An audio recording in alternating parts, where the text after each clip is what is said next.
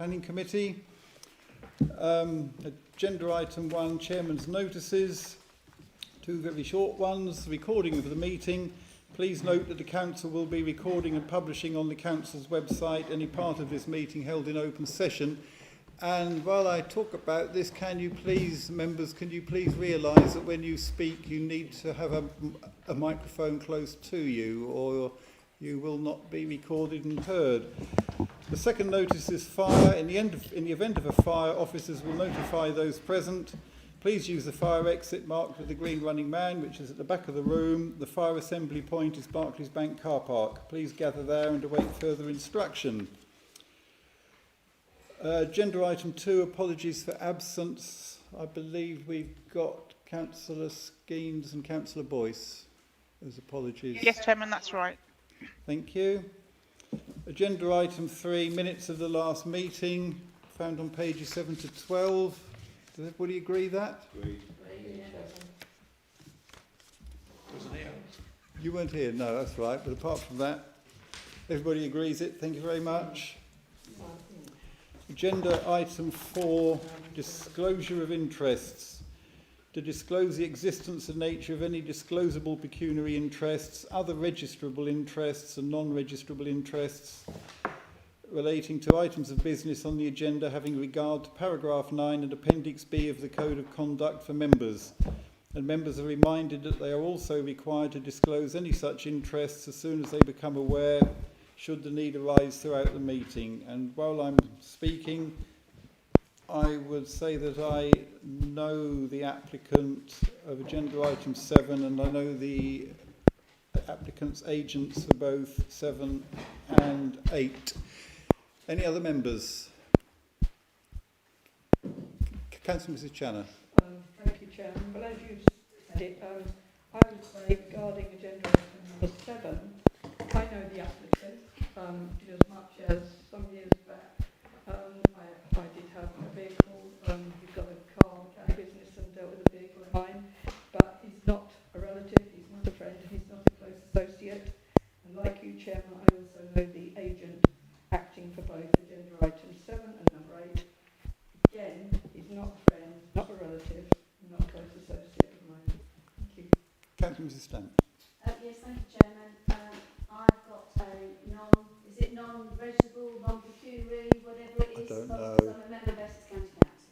Okay. I don't know anybody, so I'm fine. But I'm a member of Essex County Council. Right. Okay. Anybody else? In that case, we will move on to agenda item 5. Land rear of Primley Lodge, Grange Road, Tillingham. It's one of 2 for the same site, and it's a planning the first one's a planning application for the erection of 2 polytunnels and the extension of an existing outbuilding for storage and workshop in respect to the horticultural and forestry use of the land. There's an officer recommendation to approve, and it is before this committee due to the size of the site. I think it's about 8 acres. If I'm right? Okay. Thank you. Thank you, Chairman. Yeah, so as just advised, the Planning Commission has sought the erection of 2 polytunnels within the site and an extension to an existing outbuilding. The outbuilding is to be used for storage purposes and as a workshop in relation to the horticultural and forestry use of the land, and also about the use of the polytunnels in a moment. So here we have the location plan. The site is just to the south of Primley Lodge on Grange Road. We have the existing site plans. This just shows that there previously was some existing structures within the site and structures that are there now. We have the block plans and see the location of the 2 proposed polytunnels and also the extension to the existing outbuilding here. There's also some orchard planting that doesn't require planning permission within the north of the site. Here we have the existing plans of the outbuilding. The proposed elevations, so the materials have been changed from metal sheeting to leather edge boarding. This element has already been undertaken, and then this is the proposed extension that hasn't yet been constructed. So we have the proposed polytunnels. So the polytunnels are to be used to grow herbs and tree saplings that would be harvested from the southern part of the site, from the mother trees. So here we have some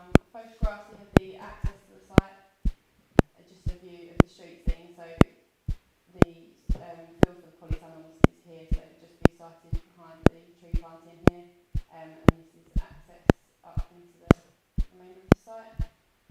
So this would be the siting of the proposed extension to the outbuilding, and looking north towards Primley Lodge from where the footprint of the outbuilding would be. And then there's just an existing fairly dilapidated outbuilding within the west of the site. And then there's some photos of the outbuilding as it is at the moment. So you can just see that change in materials, and this elevation still features the metal sheeting. So the use of the site for forestry or agricultural use doesn't require planning permission. So the basis of this application relates to the provision of the polytunnels and the extension to the outbuilding. The growing of herbs and tree saplings will be reliant on the polytunnels, and there's a reasonable requirement for there to be storage within the site to be able to deliver this. So it's considered this provides a justifiable and functional need for the development. The proposal is also considered to be directly linked to the agricultural use of the land, and it wouldn't be considered reasonable to expect it to be located within an existing village. The works in relation to the polytunnels in the building are also considered to be agricultural in appearance, and not located in highly prominent locations that would impact on the public realm, and you could expect to see them in this sort of location. Any neighbouring impacts could be managed by conditions relating to any opening hours and a noise management plan should in the future the site begin to operate as a nursery without the need for planning permission. And it's not considered that the site operates to a degree that would cause demonstrable highways impacts. Ecology and agricultural impacts would also be dealt with by ways of conditions which have been agreed to, their pre-commencement conditions. The agents have provided his agreement to those in the members' update. So for those reasons, the application is recommended for approval. Thank you, Chairman. Okay, thank you. I believe we have, by the wonders of modern science, Mark Jackson, the agent for the applicant, joining remotely via Microsoft Teams. Maybe we don't. Good evening, members. Mr. Jackson, you've got 2 minutes from the time you start speaking. Thank you very much. My name is Mark Jackson. I'm a chartered town planner. I am instructed by the applicant, Mr. Whitaker, for the two applications at land to the rear of Primley Lodge. Mr. Whitaker is a qualified ecologist and the owner of the land. The land is a small holding with land set aside for a woodland, fruit orchard, beehives and a flower meadow. These are horticultural activities falling within the definition of agriculture. The future proposals are for the harvesting of a wood crop, a seed bank and the growing and selling of herbs and sapling trees. This application seeks planning permission to erect 2 polytunnels and to extend one of the existing buildings to provide a permanent store for the applicant's tools and equipment to support the horticultural and forestry use of the land. Officers recommend the application be approved subject to the imposition of 12 conditions. They are on pages 25 to 27 of your agenda.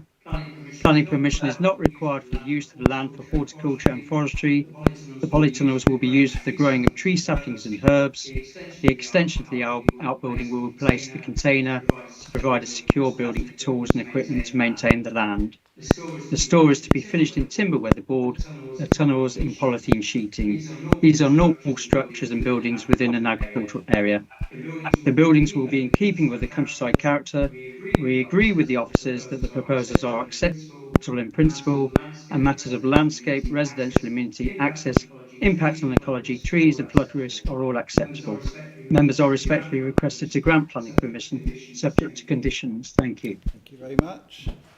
As a ward member, I don't really have anything much to say on it, except that there has, about this site, there's been a considerable amount of social media discussion about it. And there was a lot of misunderstanding, and the owner of Primley Lodge is not the owner of this land. But apart from that, it's a completely separate item. Apart from that, I don't have any objections to it. So, any other members? Councillor Agree Young. with officer's recommendation. That's agreed. Seconded. Agreed. Okay. Thank you very much. Agenda item 6. Same site, retrospective planning application, section 73A, for the change of use of land for the siting of a storage container in respect to the horticultural and forestry use of the land and the provision of a hard surface track. Again, recommendation to approve by officers. Thank you, Chairman. So this application, as said, is on the same site as the previous. It relates to temporary siting of a container to be used for storage purposes, and it's proposed to be there for a period of 12 months to provide the applicant with time to create the extension, or now that's been agreed, so we can create the extension to the outbuilding for storage purposes, and it also relates to the laying of hard standing to provide a track through the site. So I'll whiz through these. You're aware of the location plan and existing site plan.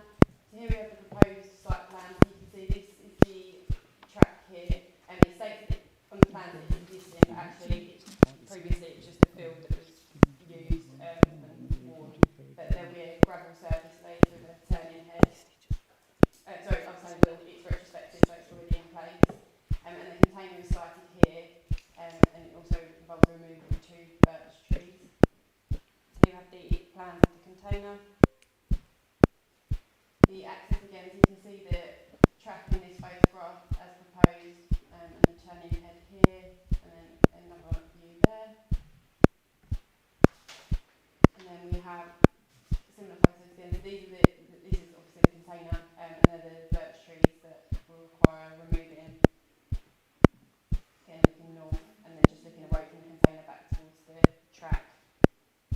So as with the previous application, it's reasonable to expect the use of the site to require equipment and machinery in order to operate, and reasonable to expect there to be a secure location within the site for them. The existing buildings aren't considered to be of a condition to be able to provide the storage required for the facility, and therefore using the land to store the container is justified. In respect of the hard standing and all weather access would facilitate the use of the site and would be directly linked to the use. There would be some visual harm resulting from the track, but it has been constructed in more synthetic materials, being gravel rather than if we was to see tarmac, for instance, and it's not overly wide, reducing the impacts as much as possible. In weighing the need for the track against the benefits of aiding agricultural and forestry production, the level of harm resulting from the track is considered to be outweighed by the needs and benefits of the proposal.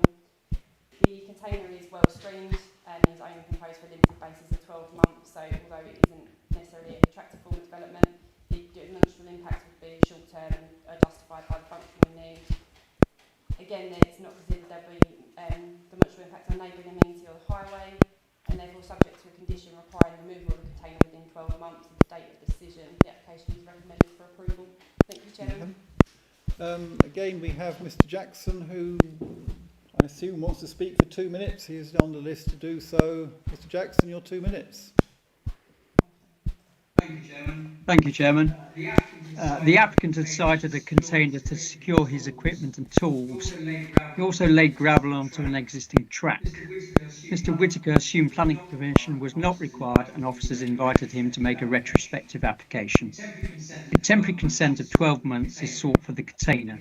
The container is in the position of a former building. The application is supported by a flood risk assessment, ecology report, tree report, letter from the applicant and myself, and a design and access statement. The officer's recommendation to the committee is to grant planning permission subject to a condition that the container is only retained for 12 months, page 39 of your agenda. We agree with the officers that it is reasonable for the applicant to have a secure store, and the gravel surface is important to be able to access and manage the horticultural activity. Matters of landscape, residential amenity, access, impact on ecology, trees and flood risk are all acceptable. Members are respectfully requested to grant planning permission. Thank you. Thank you, Mr. Jackson. Again, I have no comment to make on this. Recommendations. Councillor Mrs. Stamp. Would you mind if I ask a question? Certainly. I'm sure it's in the report, and then we see why do we have to cut the trees down, the birch trees? Sorry, through you, Chairman. It may have been a bit confusing because I didn't mention it in the last presentation, but it will be in the position of the outbuilding, and also the impacting on the container there as well. But the agricultural report has found that they're not high quality trees, and the tree officer agrees with that as well. But it's purely in relation to the footprint of where the outbuilding will be, and also the container. I'm sorry, Chairman, through you, Chair again. So the container's already there. So, and the polytunnel, what outbuilding? The trays are already in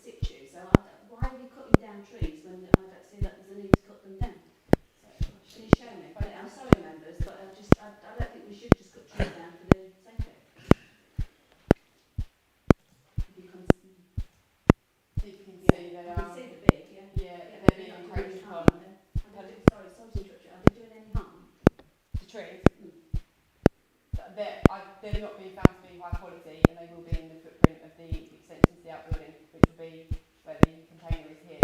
So the encroachment of that will impact on the ability to deliver that. And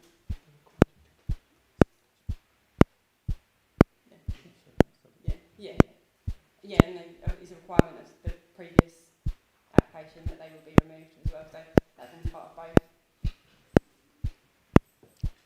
Councillor Fluker. Chairman, I was just going to say, we've just previously given permission to have these trees removed under the previous application. So, I think we've missed the opportunity to do anything about it, but I understand it. I'm just delighted that the tree officer thinks that these trees are fine to be chopped down, but he had a completely different view about some other ones in the park. But anyway, Chairman, I'm not sure if we got there, but I propose that we agree this recommendation. Or you're seconding it? Yes, members? Yeah. Agreed? Agreed. Thank you. Agenda item 7.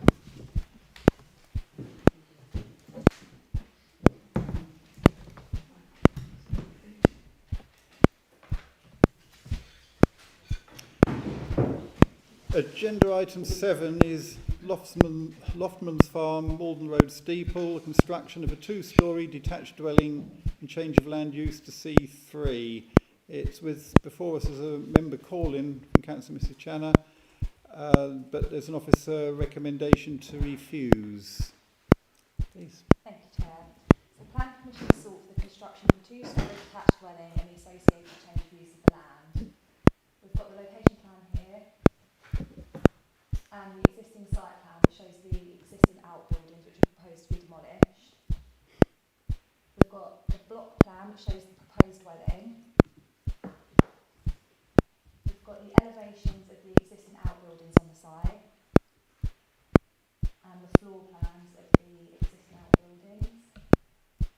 We've got the proposed elevation of the dwelling. The dwelling would extend to 7.8 metres in the height, and the tallest building currently on the site is 4.9 metres. We've got the floor plans, some 3D images, and some photos of the site. This is the area surrounding the site. As you can see, the dwellings are relatively modest and traditional in appearance. And we've got the outbuildings on the existing site and the paddocks to the rear.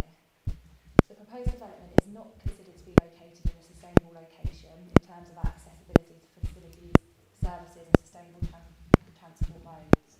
The site's lawful use is as a boarding kennels, and the proposal would result in the unjustified loss of employment generating use. It's also considered that the proposal would harm the character and appearance of the site and surrounding area, and the application lacks sufficient information in relation to the impact on protected and priority species. Therefore, it is recommended that planning permission is refused. Thank you, Chair. Thank you very much. We have one member of the public who wishes to participate in this, and that's the applicant, Stephen Massenhove. Mr Massenhove, if you step forward, just get somewhere near that microphone, and you have got 2 minutes. You've got 2 minutes from the time you start speaking, and you will be stopped at the end of that. I was personally very frustrated that the officers never contacted us to come and see the buildings in the location in question. We really do feel that if they had, just maybe they'd looked at this application a little more favourably. Most of the existing buildings were purpose-built piece-sites with very low roofs and uneven floors, which together with most of the yard areas are only 3-inch thick concrete, which is all deteriorating. During our early years here, we patched them up, modified them for use as boarding kennels, but these buildings would certainly be no longer used as kennels under modern regulations. We genuinely feel there is no suitable purpose for these buildings as they are. As we stated in our email, we're returning over 80% of the developed area back to landscape, and we have also designed a barn-style weatherboarded building which we feel is in total keeping with the location. Whilst we fully understand that the policy is to keep new developers near to amenities, we feel our case really is an exception to the rule. At present, my wife and I make a minimum of 8 trips a day to run my car repair business and tend on livestock. This amounts to approximately 220 miles a week. Chinchilla Alpacas is a family-run business with a herd of over 90 alpacas. We breed approximately 30 queer a year, and the welfare of the animals, feed, water, birthing, mating, and of course animals becoming ill, all necessitate us to be on site most of the time.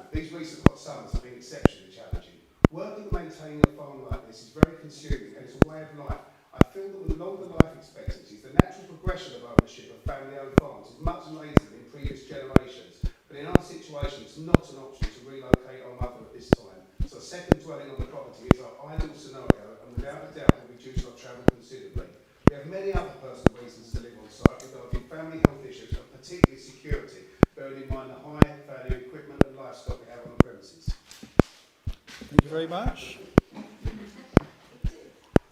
We turn now to your seat. Very much.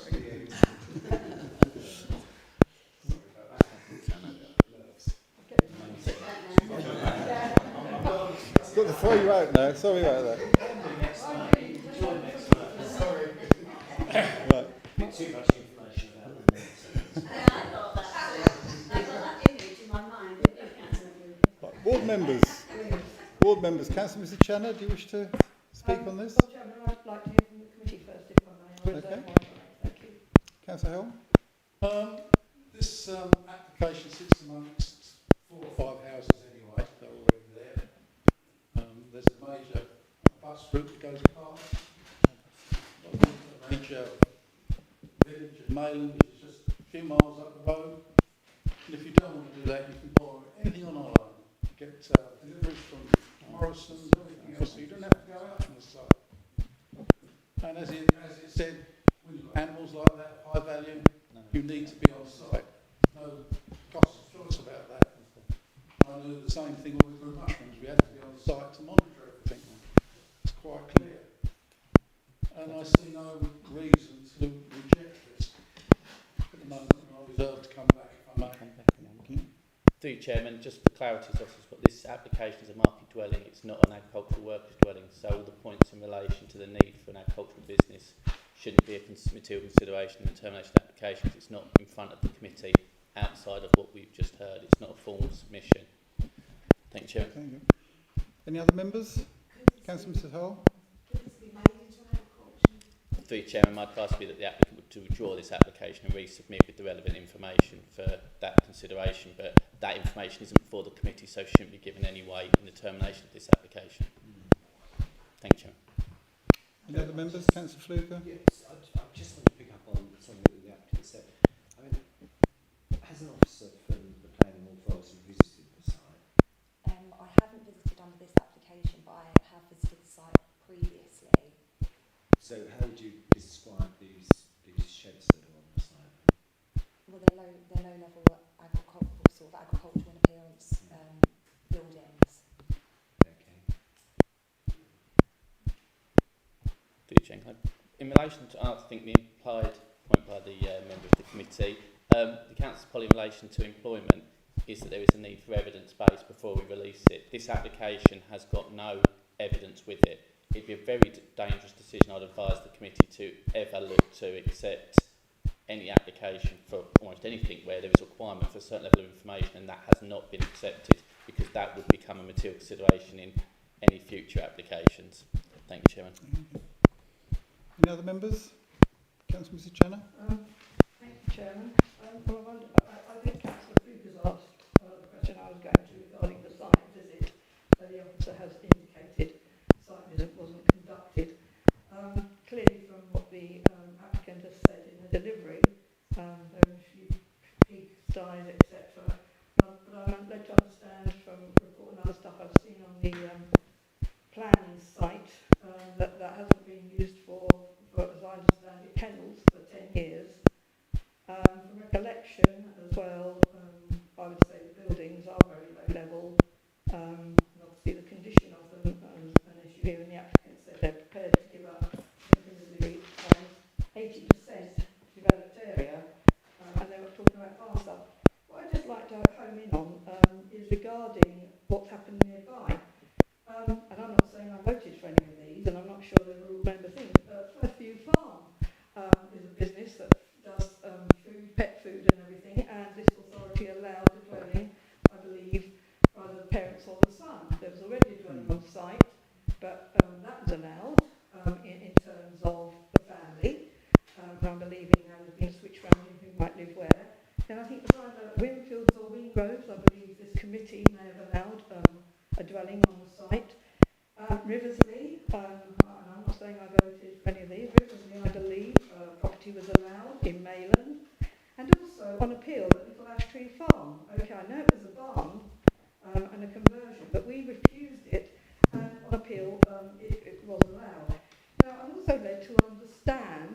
that apparently an annex, and in fact Steeple Parish Council made reference to this, there was at one time an approval for an annex regarding Loughman's Farm, in addition to the building, the dwelling already on site. And I'm led to understand possibly a technical start was carried out. I wonder if officers could confirm and perhaps give me an indication regarding those I mentioned. I'm also aware that North West Committee have allowed a dwelling, I believe, against officers' recommendation. I think that was Moat Lane, or there have been several others. I believe they had a barn some distance from a dwelling house, which they allowed to become a residential dwelling. So, just asking these questions, bearing in mind some things that have happened in Mayland, and certainly bearing in mind we're told about precedents of appeals and everything. I saw in the planning history, I couldn't perhaps see any relation to any of those things I'd highlighted previously, and I've got this from the site. Regarding the RAMS payment as well, I do believe on the planning application site I saw a document in the applicant's name regarding RAMS and being prepared actually to be involved in that. I don't think I've misread it, so I'd be grateful to know what that is, bearing in mind the reason for refusal. So it's just questions I need to get things straight in my mind, Chairman. Thank you. Thank you, Chairman. As the committee will be aware, I've got no ability to answer any of those points on those applications because I'm not aware of the whole decision-making process of every application over the last so many years. As always, I advise if members have questions like that, please let us know in advance so we can provide you with the accurate information. Unfortunately, I can't answer any of that. What I would say, obviously, is, as always, each application is determined its own merits. I do accept other decisions are material considerations and precedents. From what I gather from what Councillor Channel was saying, a number of those applications appear to have tied into commercial premises, and I would assume that that was an argument that was put forward by the applicant. As highlighted already by myself, this isn't as part of this application, and if the applicant does want to push that forward as an agricultural workers dwelling or a requirement for the function of another business, that should be dealt with as a separate application, because at the moment this is just a standalone application. There is no agricultural requirement, there would be no ability to tie it into the premises, and it could be granted permission today and sold tomorrow without there being any need or any time, which is obviously very different to when there's an agricultural worker dwelling or a personal permission per se. But I said none of that's in front of the council. Also in relation to the RAMS payment, as members know, because I've said it many times, and same with any Section 106, it's best practice that you put on a reason for refusal until you have, if you do not have a signed Section 106. There may well be a willingness to enter into that, but there is a financial cost to the applicant, there is a need for us to check it, etc. It's not good use of council resources to validate these things and spend time on things when it is something that an application is going to be refused anyway. And it would be no different to, for example, if we refuse a scheme of 100 houses with their Section 106, it is just best practice that forms a reason for refusal, irrespective of whether or not the applicant is willing to enter into it. And that's why the wording of the reason for refusal is the way it is, rather than being the applicant will not or something similar. Thank you, Chairman. Mr. Lee, any other members? Anybody wish to come back? No? In that case, unless anybody's got a different proposal, there is an officer recommendation to refuse. Is that seconded? In that case, somebody better come up with something different. I'll second the officer's recommendation, purely, Chairman, of the fact that there is an alternative, there's an option that they can come back. And I don't very often agree with Mr. Lee, but Hold back. but I'm really torn because I think there is a real need for a house to be put there to safeguard the business and to grow the business. But I think if we don't follow the recommendation of the officer today, I think it could be quite serious to set a precedent. There was a precedent set last week on the planning committee that I think could have repercussions, which Councillor Thompson, I know, is present. She's chairman of that committee, which I watch with interest. And normally I'm a great believer in assisting and helping. And I suggest that the member, the resident, if he chooses to come back, speaks to the planning, withdraws this, or it's too late, is it? Too late, And to come that way. And I think it's stand, as far as I'm concerned, a far better chance of doing it. And I normally support lots of things, but I'm really reticent today, so I'm going to support this. The council Right. So, In that case, that was a very long second. but I had to give the residents why I am not supporting that. Councillor Bassinger, I should move to a vote. Just for clarity for me, because I don't really understand very much. The application itself is deemed to be refused because it's an application for a standalone dwelling. Is that what we're looking at? Through Chairman, obviously there's a number of reasons for refusal. One of them is that this application is submitted as a standalone dwelling. None of that other information has been present as part of the application's consideration. I'm not going to comment one way or other about any of that, and because it would also still need evidence and all those things.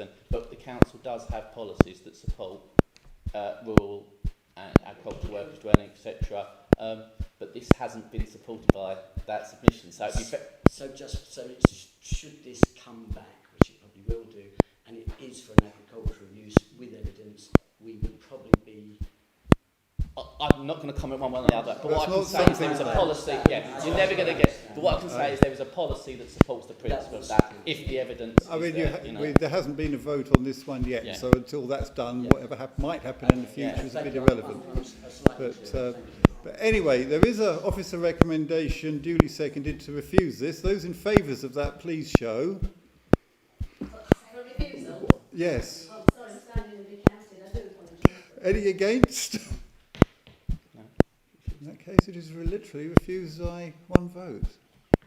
And from the sound of things, the applicant might be advised to have another look at it.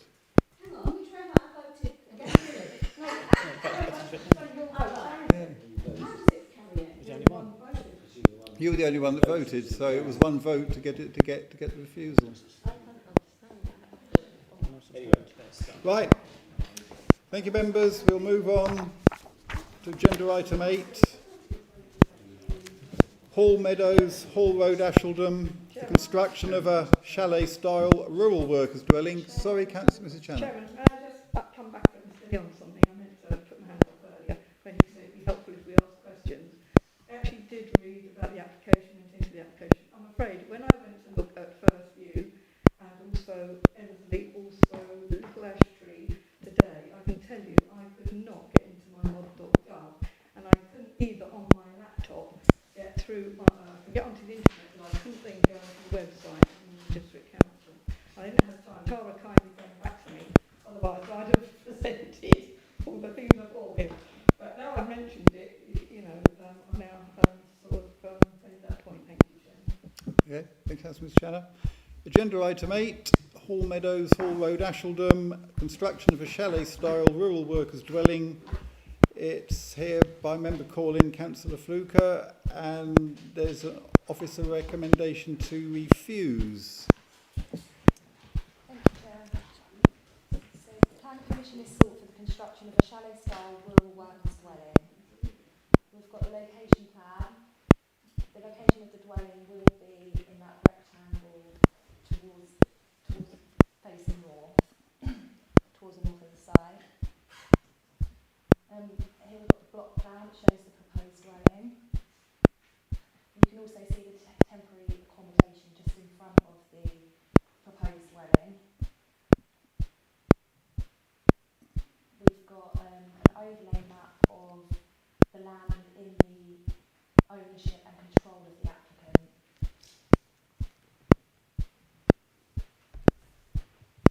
We've got the proposed elevation plans.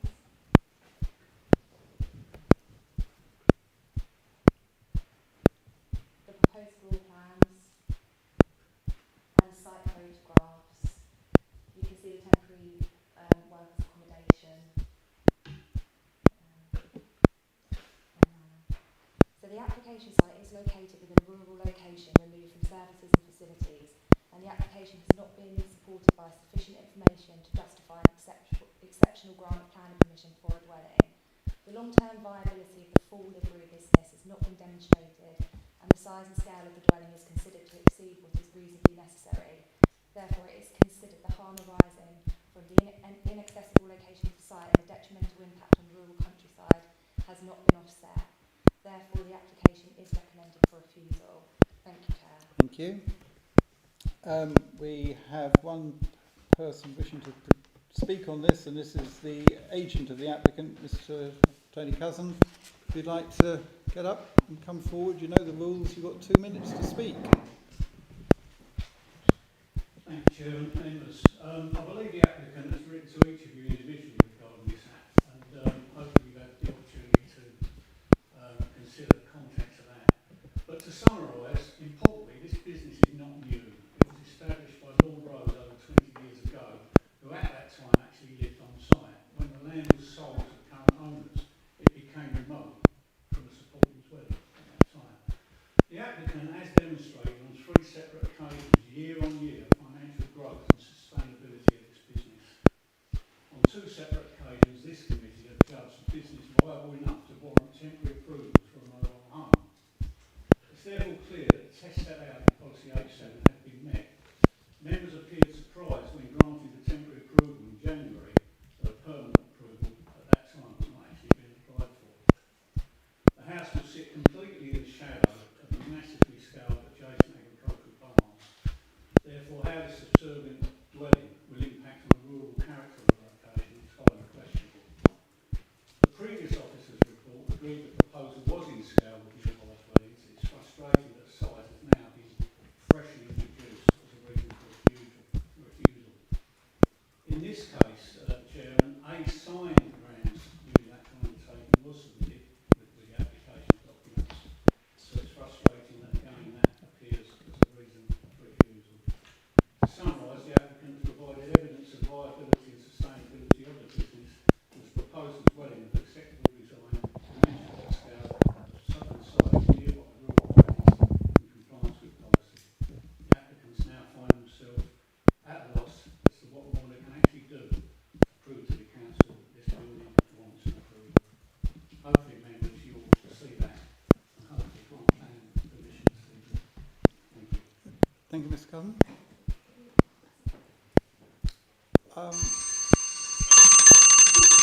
You rang?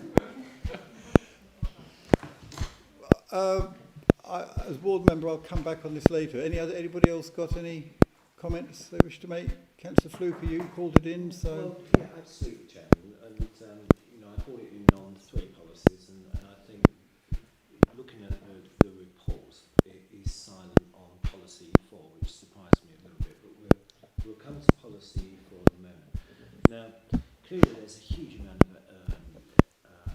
information being submitted around the finances of this SME and how it performs. So I'd like to understand from the officer why they believe that the business isn't sustainable, because I was looking at the figures, and for an SME, it seems to be doing incredibly well. They've got year-on-year profits. They did well during COVID. There's an awful lot of people keep their horses there. It serves the whole of the district, and when I say the whole of the district, certainly the Dengie customers. And to me, looking at the brief figures that we've got, this looks like a sustainable business. So perhaps the officer could ask that question, why they don't think it's a sustainable business. Dear Chairman, as I'm sure the members will remember, a number of years back when the first temporary permission was brought to this committee, the business, there was a functioning business, but part of the application was that this was being uplifted to actually be a full-time commercial enterprise when previously it hadn't been, and that was part of the argument as to why there was a need for a rural agricultural workers dwelling. In accordance with policy, the application was granted for a temporary period of 3 years. As members I'm sure recall from January, an extension was requested for 3 years due to the fact that because of COVID the business had not been able to perform as had hoped. While the business appears to be making some level of profit, it has not been, based on the evidence that was submitted in January, or for the application that was determined in January, been functioning as a full viable business for 3 years. That is what the council's policy requires before we allow a permanent agricultural workers dwelling. And that is the position of the policy. The information before us does not time with that requirement, and therefore that's why the application is recommended for refusal. Thank you, Chairman. Okay. Okay, Chairman, That's I'll just Fluker. come back then. So Yeah, I mean, I'm looking at the numbers in 5.1.24. So, you know, we will take those on face value or we don't. I hear what you say about policy. So, Chairman, I'd just like to direct members to policy E4 on the local development plan. And this is one that deals with agriculture and rural diversification. And it says, the council will support the development of new buildings or activities associated with agriculture and other land-based rural businesses where there is a justifiable and functional need for the building. The function of the proposed building is directly linked and ancillary to the existing use. The building activity could not reasonably be located in existing towns, villages or allocated employment areas. So that's what policy 4 says. I'm sure that Mr. Lee is now going to interpret that slightly differently to me or say it doesn't apply, but I did call it in on policy 4.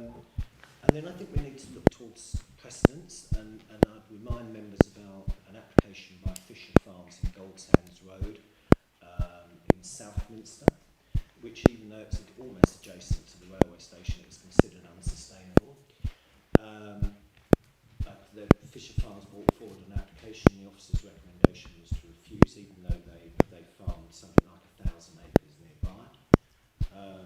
The members overturned the officer's recommendation and it was approved. And then the applicant resubmitted for a much larger dwelling, and that was approved by officers and never came to committee. So I'm a bit, bit concerned about the precedent here. And then going to the final part of the report, the officers talk about the actual sustainability of the area. Now,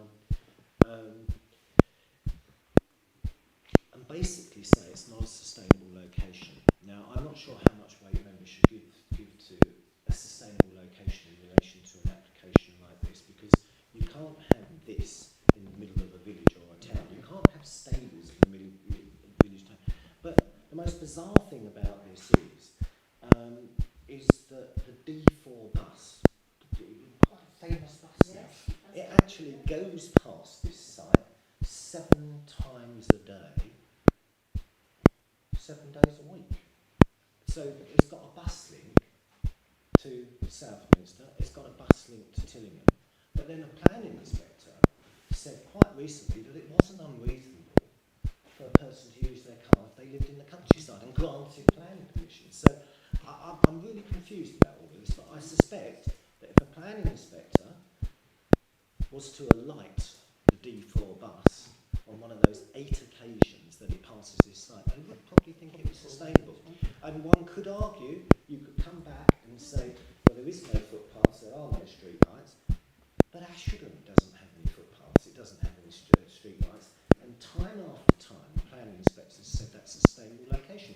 And strangely enough, if you look at the full site plan in the presentation, which shows to the top, it shows the pit and something else. I think it was in the one that was sent to members, not that one. It's like an aerial view of that googly woogly earth. There we go. So, and we shouldn't really talk about people that aren't here, but you'll notice in the bottom left-hand corner where Councillor Boyce lives, at Ashford, which is probably about 300 metres away from this site. That was deemed to be sustainable even before the D4 bus came. And I mean, with fairness to officers, and I should make this clear, the D4 bus has only come along Hall Road for, I think, the past 4 or 5 months. It's been diverted. It used to go around Southminster Road, past the pit and that way, but it now comes down Manor Road to service the people in Manor Road and Hall Road. So the bus goes past. So I think there's 2 things here. Is the location sustainable? I say it is, and I think the planning inspector would say it is. Is the business sustainable? I think based on what's actually been going on there, I would say yes, it is. So, Gemma, based on that, and what I've said about Goldsands Road, and indeed Silver Lakes, which is also on that site, where we've allowed a worker's property there. We've allowed staff members' cottage or a worker's property there. I'm sorry, but I don't agree with the officer's recommendation on this one, and they might get a slight disadvantage over the sustainability one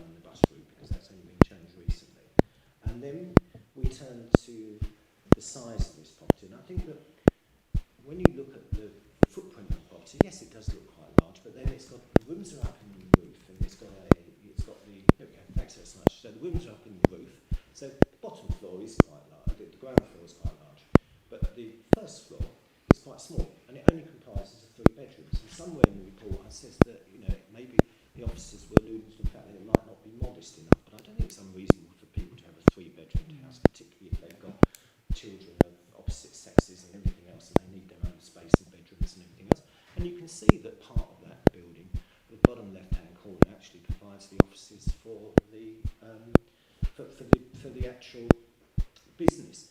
And then we come back to this thing, and I don't want to conjure up any terrible memories in Councillor Hull's mind, but security is important for these type of businesses.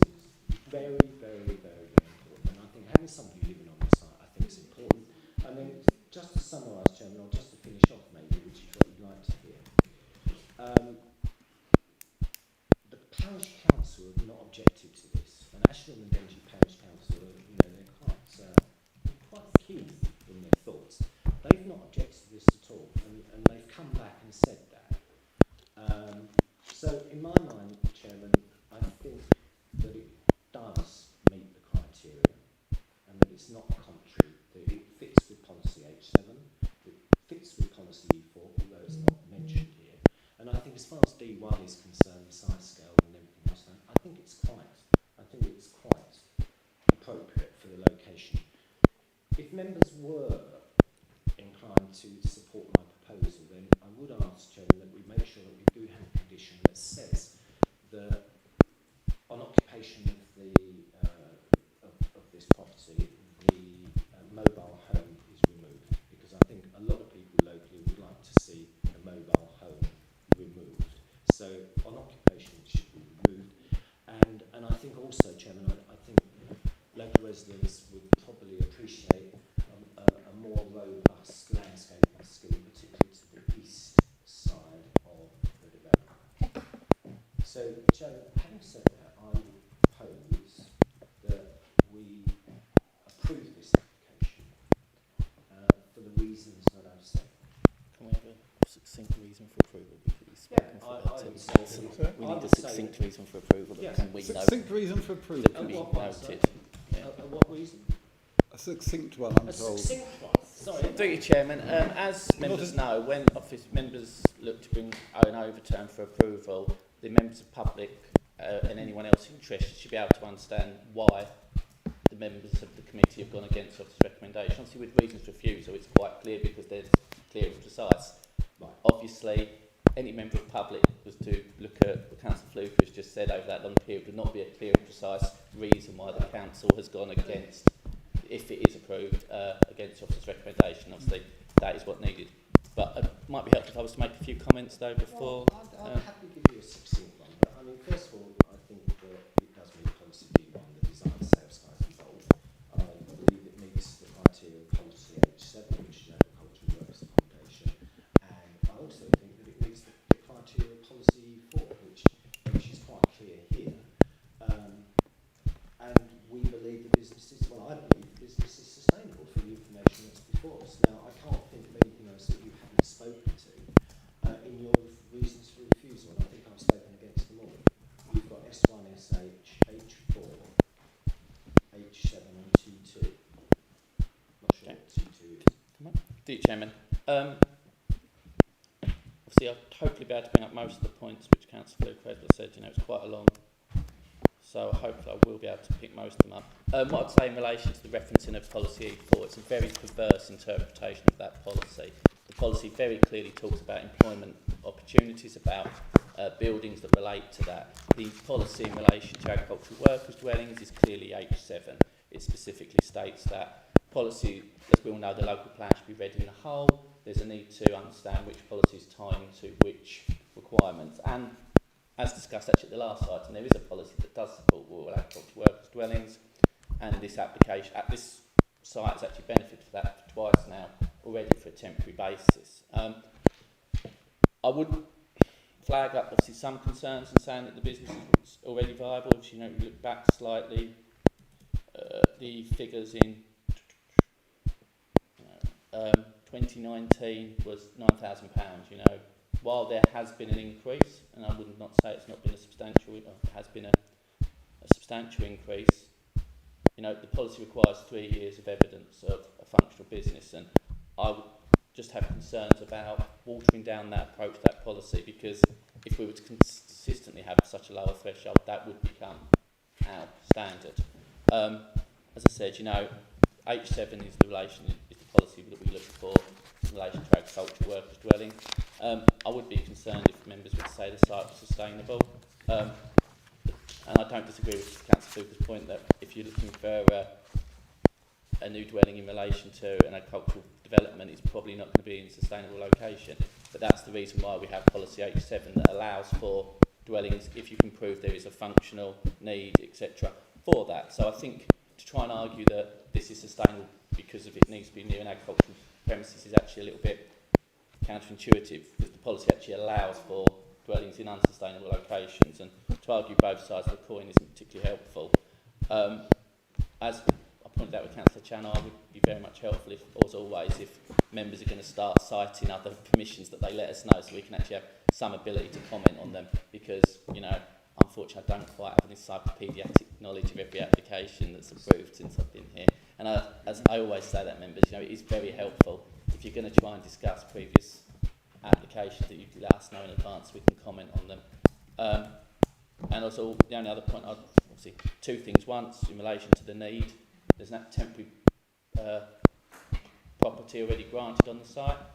Council is not saying that there is not a functional need for the premises on site. We've acknowledged that already. We're just saying that they haven't evidenced the requirements that are needed for our policy in relation to a permanent dwelling yet.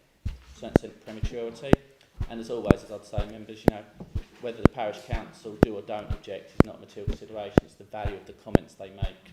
And I think I've covered everything, Chairman. Thank you. Mr. Lee, I would just say under 5124, you did mention the first piece, the profit for tax year 2020-2021 had increased, but it also says the next paragraph down that the net profit again for the tax year 21-22 has also increased again. So you do in effect have 3 years worth of accounts, which, considering the extremely difficult times that everybody experienced from beginning of 2020 up until fairly recently, I would have thought was pretty good going. Through you, Chairman, as explained at the time of the last application, the full livery hasn't actually been up and running.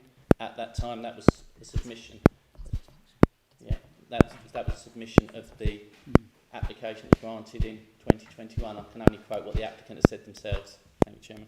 Chairman, can I ask a question before you do it? Is that all right? Can I ask Officer why it doesn't adhere to policy H7 compared to what Councillor Lucas said? Through you, Chairman, partly because the premises, the functional business that they're proposing to run has not been functioning for 7 years. For 3 years, so not 7 years. I think that's a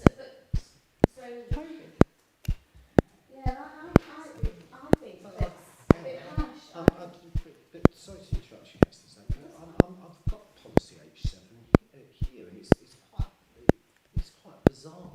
It says here, under H7.3, it says it can be demonstrated that the enterprise is or will be, in the case of a new business, a viable business with secure future prospects. So in other words, if there was no stables here, if there was no stables and no caravans, and someone put in a planning application and says, I want to build a house and I'm going to build some stables there, that would still meet the criteria of policy H7.3. And I'm trying to read this quite clearly, and I'm looking at the hard policy. I'm not looking at the supporting information, because often the policy clarification is where we get lost. But this is policy H7, and I think if a planning inspector applied policy H7 to this, I think he'd tick all of the boxes. And I'm, as I said, Chairman, I'm not prepared to take that chance, and that's why I propose that members, contrary to the officer's recommendation, approve this. Right, Councillor Mrs Stamp, then Councillor Helm, and Councillor Mrs Bell. Okay, Miss Bell. Married me off. That was quite a lot. Well done, isn't it? Councillor Mrs Stamp. Agree, and I'm going to second Councillor Luca, because I think it does meet the policies, and I think that the business has been demonstrated. If it survived through COVID, it could survive through anything, and hopefully it will anyway. But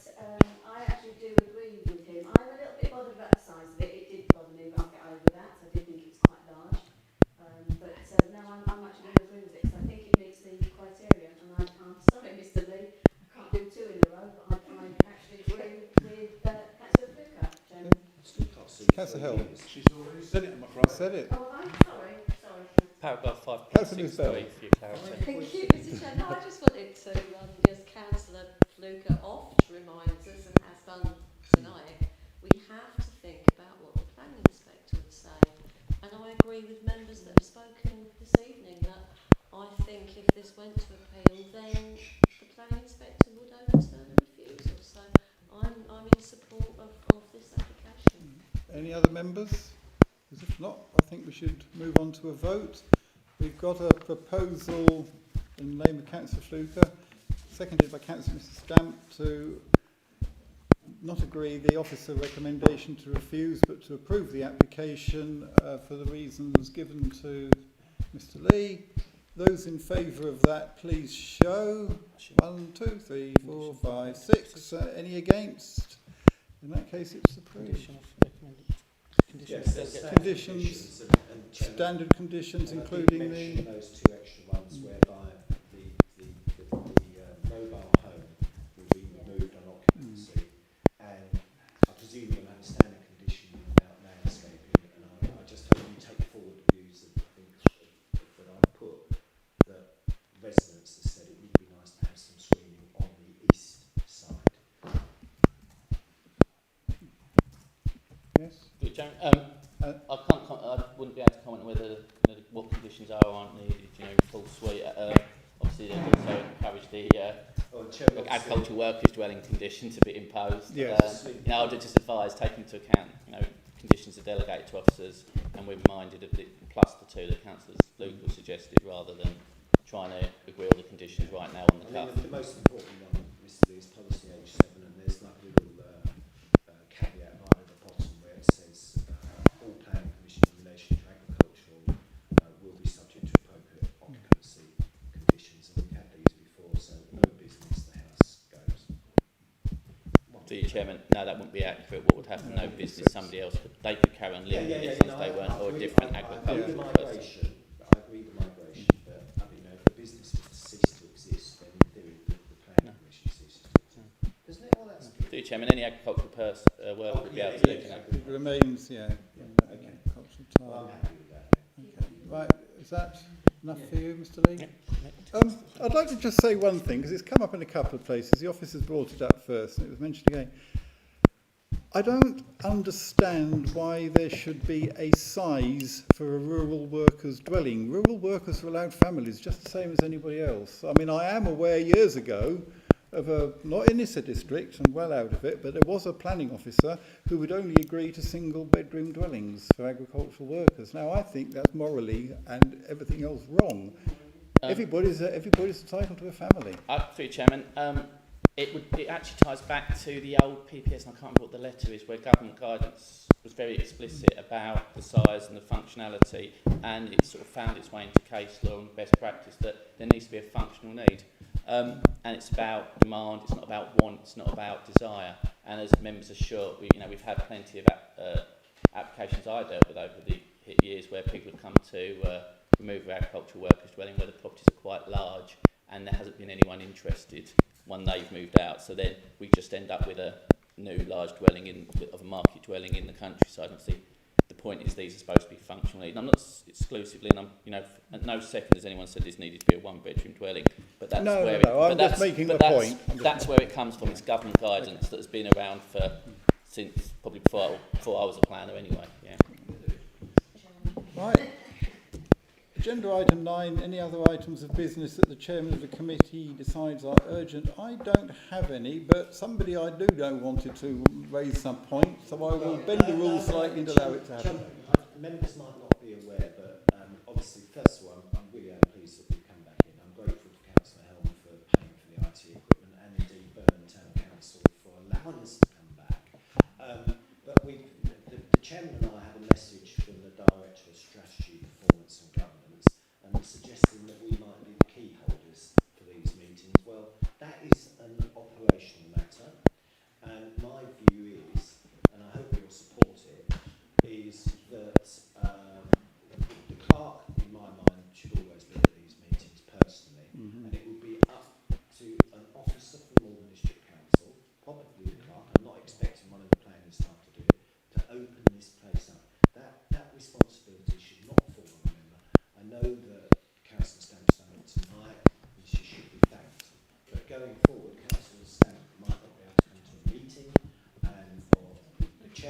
myself, I mean, I'm really not comfortable having the key to Burnham Town Council.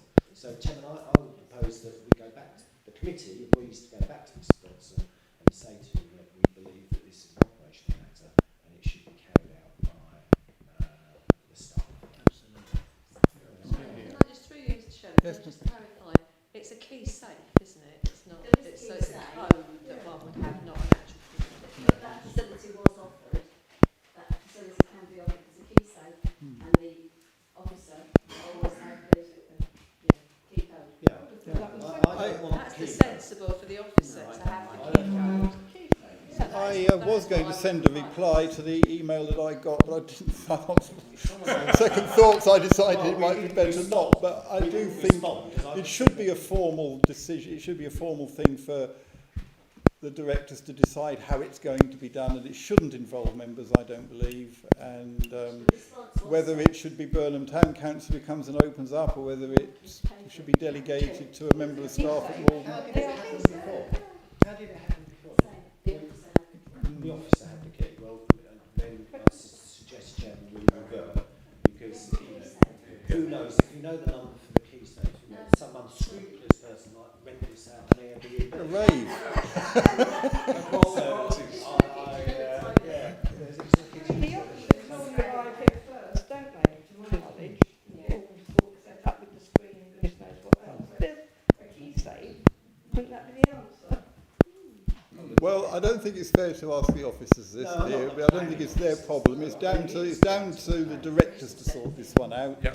But Chairman, It's, I've also, It could be an issue of insurance policy as well, Chairman, you know, about looking up a building or who owns it. We don't have public liability, No. do we? but Chairman, I also mentioned whether the value of actually having a clerk here in person, which might I be the think route on we how should have a we- clerk in person. I think it's a good idea. We were doing terribly well. We were going to finish in record time, but as it is, we finish at 8:34. Thank you, members. Good night. Thank you, Mr. Chairman.